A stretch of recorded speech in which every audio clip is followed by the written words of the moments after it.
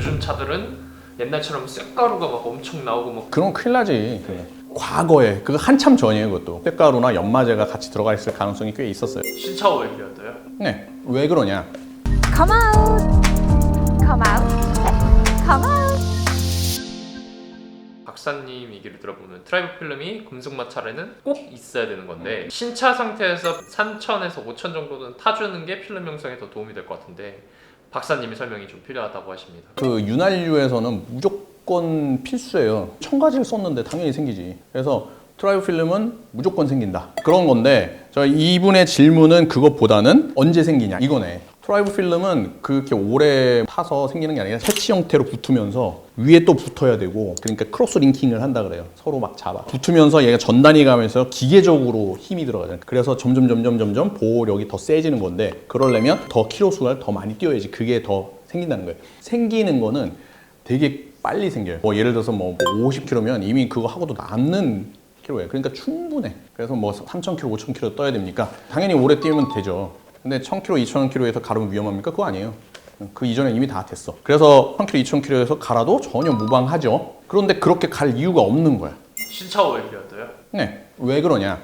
과거에 그거 한참 전이에요. 그것도 엔진을 만들고 나서 표면 자체를 다 이렇게 갈아내야 되잖아요. 근데 그거를 깨끗하게 처리하고 나오지 않아서 간혹 가다가 그 안에 쇳가루나 연마제가 같이 들어가 있을 가능성이 꽤 있었어요. 그래서 회사 자체에서도 옛날 차량에는 뭐 2,000km에 포도유를 갈아달라고 뭐 이렇게 뭐 권장하기도 했었어요. 근데 요즘은 그렇게 하면 안 되지. 가공하는 방법도 너무 달라졌고 뭐 플라즈마로 가공하고 막 그렇게 하잖아요. 그래서 다 깨끗하게 해서 나오기 때문에 그 연마제 자체의 성분은 있지가 않아요. 그래서 가를 필요가 없어. 빨리 가를 필요가 없는데 간혹 가다가 초도유를 성분 분석을 해보면 다양한 금속이 섞여 나옵니다. 구리, 뭐 알루미늄, 철 다 나와요. 그 ppm 단위로 나옵니다. 그게 원래 초도유의 특징이에요. 근데 이게 그러면 이게 문제가 되지 않겠냐? 이게 벽을 뭐 긁어내는 물질로 되지 않는 이런 것까지는 그렇게 크게 뭐 상관 안 해도 됩니다. 물론 초도유 자체를 이걸 오래 쓰게 되면 얘네가 슬러지에 시드는 됩니다. 2만 뭐 3만 이렇게 뛰면은 나중에는 이 물질이 슬러지가 되겠죠. 그죠? 그 부분에 대해서는 가속화시킬 가능성이 있어. 슬러지로. 이게 뭐 슬러지도 나중에 가옥 온전하고 막 이래야지만 슬러지 가속되잖아요. 그럴 때 훨씬 되겠지만 그냥 일반적으로 할 때는 그렇게 문제가 되지 않아요. 안전하게 빨리 갈아주라고 거기도 매뉴얼에 나오잖아요. 이제 그런 걸 다 고려해서 하는 거거든요.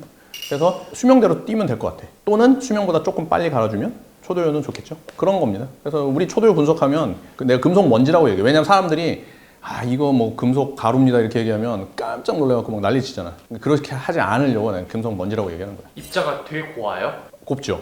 여기서 분석될 정도로 입자가 커지면 분석이 안 돼요.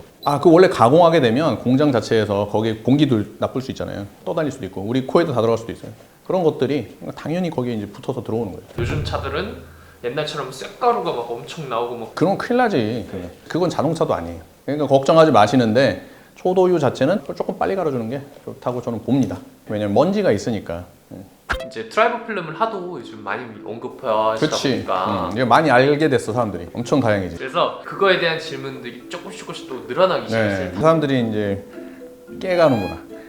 개몽이 되는 애. 네. 그래서 빨리 가는 건 안 좋겠네. 트라이브 필름이 생기고 또 사라지는 메커니즘은 어떻게 되냐고 여쭤보셨거든요. 이제 그런 걸 관심을 갖는구나. 아주 바람직합니다. 내가 이제 한국에 와서 사람들한테 유막과 트라이브 필름이 다르다는 걸 설명하기 좀 어려웠어요. 근데 유막은 내가 물리적인 막이라 그래서 점도에 따라서 생기는 거고 트라이브 필름은 화학적으로 만들어져서 표면에 쌓이는 그런 필름. 자, 이 트라이브 필름이 생기는 메커니즘을 한번 설명해 주면 세 가지 조건이 있어요.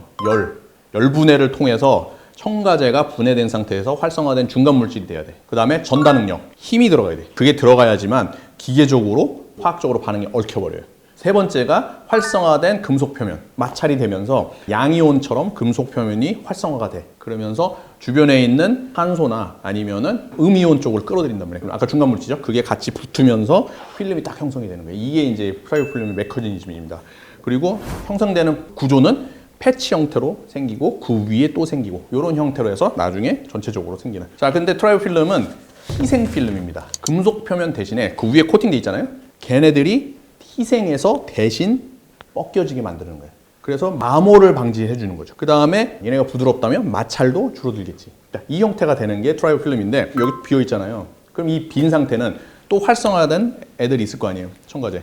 걔네들이 다시 추가적으로 그 위를 커버를 해서 붙여주는 거야. 그래서 희생돼도 있으면 붙여주는 거지. 이 떨어져 나간 애들은 요거는 다시 얘네들한테 들어오지 않아요. 떨어져 나간 거 다시 붙으면 너무 좋지. 그렇게 안 붙어요.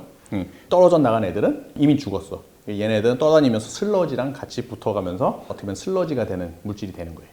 그러면 첨가제가 없으면 어떻게 되겠어요? 더 안 생기죠. 그러면 이게 계속 뻗겨져 나가질 거 아니야. 그러면 얘네는 점점 뻗겨져 나가니까 보호를 못하니까 계속 이제 금속 표면에 마찰이 생길 거고 이런 식으로 더 안 좋아지는 겁니다. 자, 그리고 나중에 이 외곽에 있는 물질들, 얘가 이제 계속 오래되니까 블로바이트 가스도 들어오고 막 산성이 될 거 아니야. 그리고 뭐 중간중간에 물도 생길 거 아니에요. 그럼 얘네들이 이 트라이보필름 이 겉표 표면에 쌓여 있는 애들한테 공격을 합니다. 산성이. 그럼 얘네 표면도 잘 만들어진 애들인데 표면에서 막 또 공격을 시작하는데 이렇게 되면서 얘네들도 산 물질과 물 이런 것 때문에 표면이 변하기 시작해. 그러면 걔네들이 울퉁불퉁한 그런 물질이죠. 이게 스크래치 내는 물질. 그걸로 표면부터 변하기 시작해. 그러면 걔네가 또 다시 이렇게 뻗겨져 나갈 때 건드리잖아. 그럼 걔가 뭐가 되겠어? 더 긁게 되겠지. 이런 형태로 바뀌는 거예요. 그래서 트라이오필름이 천년만년 뭐 유지되는 건 아니야. 생성되고 막 변화되고 깎여져 나가고 그렇게 한다.